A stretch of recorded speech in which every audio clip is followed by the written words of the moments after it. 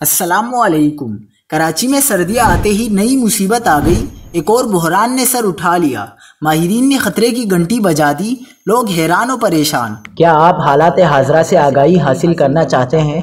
खबर के पीछे छुपे असल हकाइक जानना चाहते हैं? तो अभी सब्सक्राइब कीजिए जिलमिल पाकिस्तान को और साथ ही घंटी के निशान पर क्लिक कर दें। आपको बताते चलें कि कराची में कल से शुमाल की खुश्क हवाएं चलने का इम्कान है। अगले 5 रोज मौसम मामूल के मुताबिक रहेगा। ताहम 25 नवंबर से रातों में मौसम हल्का सर्द हो जाएगा और दिन में भी दर्जा हरारत में कमी आएगी। सर्दियों का बाकायदा आगाज नवंबर के आखिरी हफ्ते में होगा।